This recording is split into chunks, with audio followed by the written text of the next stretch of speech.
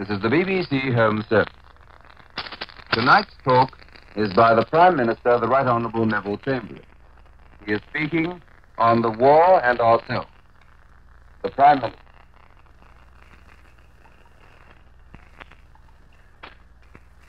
The last time I broadcast to you was on the 3rd of September. And it is to tell you that we were at war with Germany. The catastrophe which I had striven so hard to prevent had come upon us, thanks to Hitler's unbridled ambition. And there was nothing left for us to do but to set our teeth and with our friends and allies to put a stop to this policy of domination which had so long disturbed the peace of Europe. I had always hoped that it would never fall to my lot to have to make that decision. But when the time came, I did not and I could not hesitate to take it. For I knew that the liberties of all free peoples, including our own, were at stake. And today, after just 12 weeks of war, I am speaking to you again, happily with health and strength unimpaired, and with complete confidence in our ultimate victory. Of one thing you can be sure. We shall not follow the German example of either concealing our own losses from you or of inventing enemy losses which do not exist. We told you of the loss of the Courageous and the Royal Oak, and you have just heard of the sinking of the Royal Pindy. None of these losses affects our overwhelming naval superiority, but we shall tell you frankly what is happening even when the truth is unpleasant. And we shall never refrain from publishing news except when it would be helpful to the enemy to have it. Up to the present, the war has been carried on in a way very different from what we expected. We need not attribute the reluctance of the Germans to begin a great land offensive or to attempt a series of mass attacks from the air upon this country to their humanity. We have had plenty of evidence that no considerations of humanity deter them from any form of warfare that they think will bring them some advantage. They must, therefore, have come to the conclusion that at present they would lose more than they would gain by such attacks. And they have preferred to use methods which they think can be employed without serious loss to themselves. The latest of these methods, as you all know, is the sowing of a new kind of mine indiscriminately in our home waters. It matters nothing to the German government that what they are doing is contrary to international agreements to which they have subscribed. It matters nothing to them that they are daily blowing up neutral ships as well as British, and thereby drowning or mutilating citizens of countries with which they are not at war. They hope, by these barbarous weapons, to cut off our supplies from overseas, and so squeeze or starve us into submission. You need have no fear that this attempt will succeed. Already we know the secrets of the magnetic mine, and we shall soon master it as we have already mastered the U-boat. And in the meantime, despite some losses, our convoys are still moving steadily in and out of our ports, and they will continue to do so, thanks to the courage and skill of the men in our merchant navy and in the warships which escort them. It may be that some of you who are listening to me are yourselves serving at sea in His Majesty's ships or in the vessels which maintain our supplies from overseas. I would like you to know that we are constantly thinking of you and of the perils of storms and of a ruthless enemy that you are facing day and night. Upon you has hitherto fallen the brunt of the war, and we cannot be sufficiently grateful to you for the cool and steadfast courage with which you have carried on our task. We do not forget that the safety of these islands depends on the untiring watchfulness of our seamen, as it has done ever since the days of Queen Elizabeth. Others of my listeners may be serving in the army, some in distant garrisons overseas, some in France, some again keeping perpetual vigil over their guns on the home front. For you, the time for conflict has not yet arrived, but we know that you are cheerfully enduring the monotony and discomforts that inevitably attend the routine of preparation, and that when the day of battle comes, you will be ready to meet it, as your fathers were before you. And as for you who are serving in the Air Force, our youngest fighting service, you too have an important part to play in the defense of the homeland, as well as in the defeat of the enemy's forces. We have watched with pride and admiration your gallant exploits in those aerial combats in which you have already taken part. We feel confident that you will be more than equal to any demands that may be made upon you. I do not forget that I have tonight a still wider audience, and that my voice will travel to all the peoples of the British Empire. I wish that I could speak to each and thank them for their support, so freely and so swiftly given. We entered the war to defend freedom and to establish peace. Those are the two vital principles of our empire, and the empire's unity today gives us the moral as well as the material strength to win them. And now I want to speak to those among you who are listening to me from your homes in the towns and villages of Great Britain. Many of you are engaged on one form or another of national service, often at great sacrifice to yourselves. Others are serving your country no less usefully on the land, in mines and factories, in hospitals, in offices, in your own homes, and in numberless other ways. Whatever your work may be, I know well that in greater or less degree the war has interrupted and affected your daily life. Some of you are already mourning the loss of those who were dearest to you. For such grief as yours, no words of mine could pretend to afford consolation. I would only say this, that I know no cause more worthy of the supreme sacrifice than that for which those lives have been given. We must be thankful that so far the war has brought no such casualty lists as those which overshadowed the early months of the War of 1914.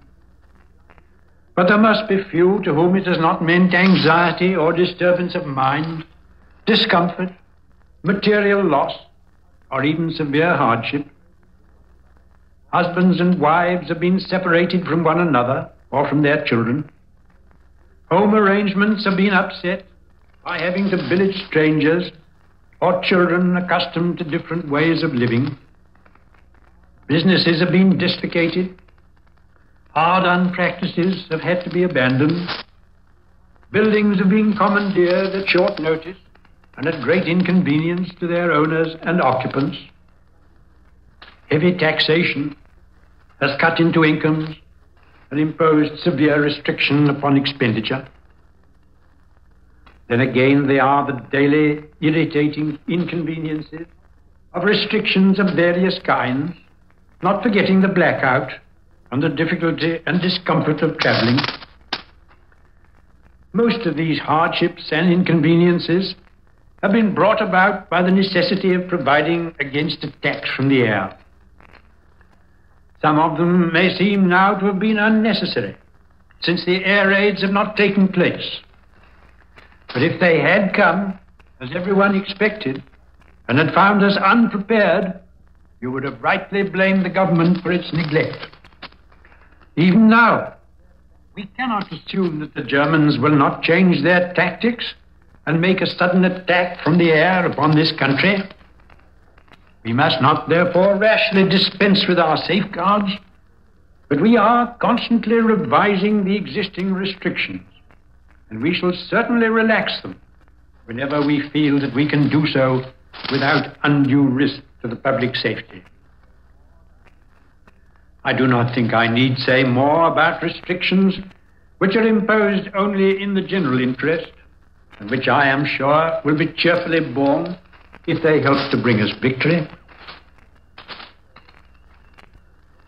I said a little while ago that this was a different kind of war from what we expected. Perhaps you may sometimes wonder why we ourselves are not attacking the enemy with more vigor.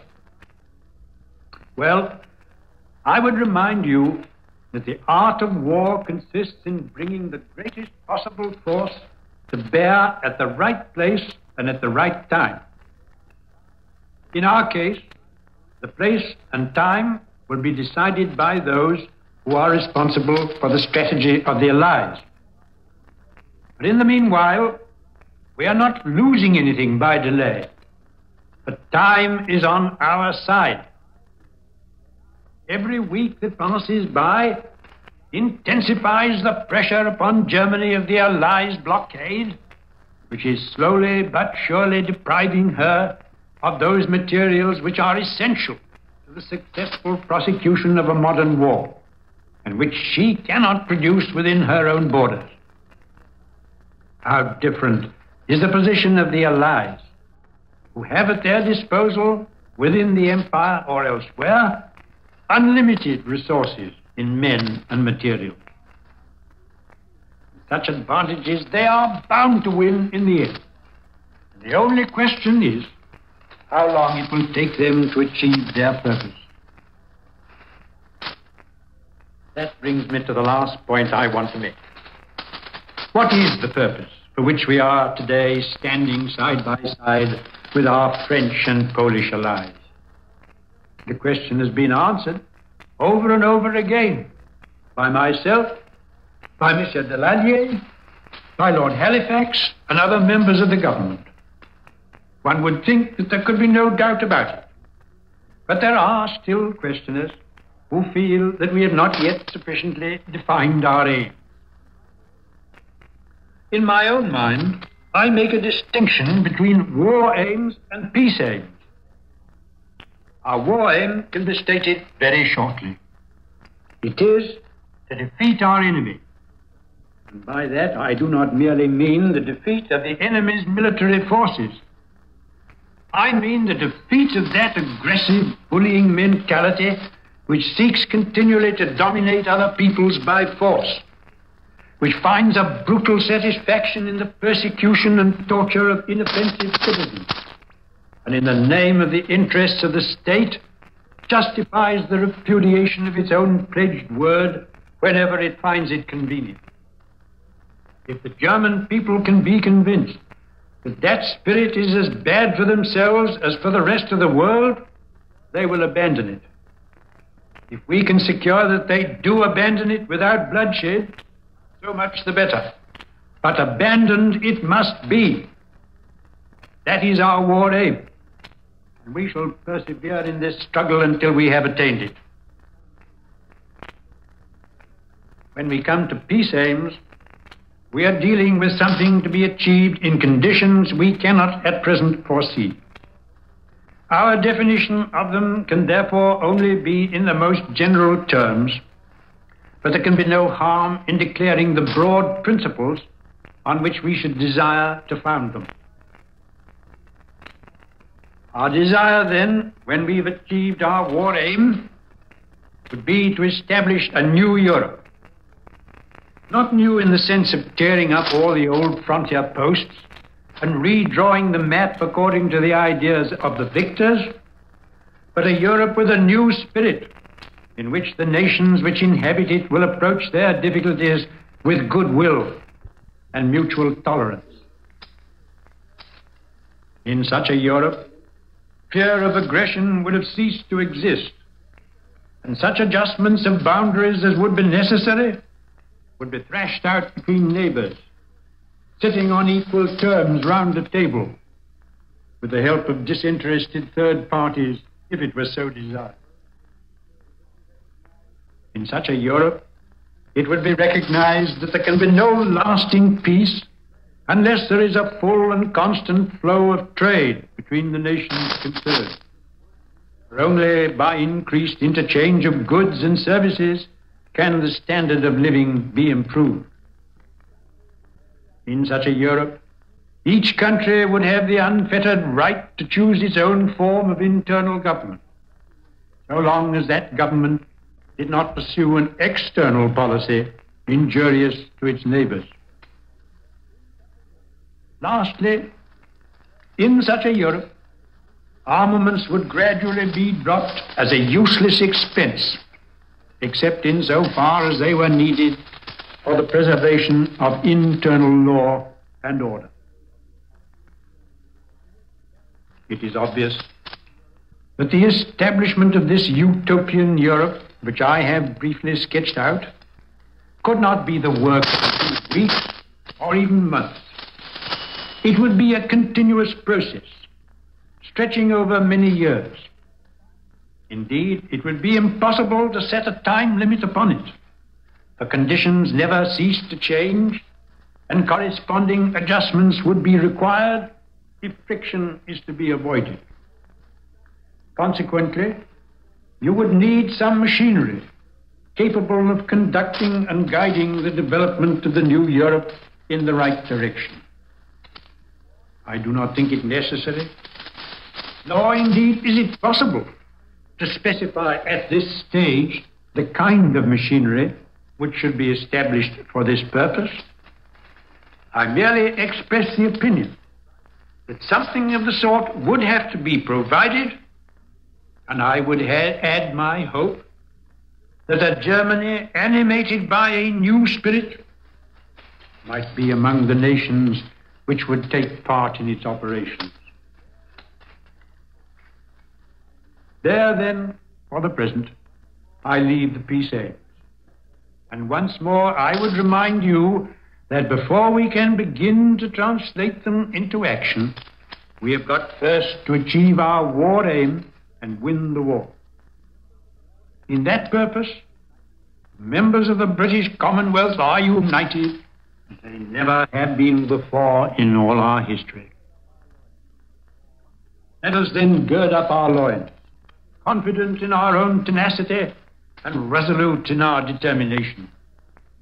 Let us keep clear before our eyes the necessity that this reign of terror instituted under the present German government should come to an end, in order that we may build a new and better Europe.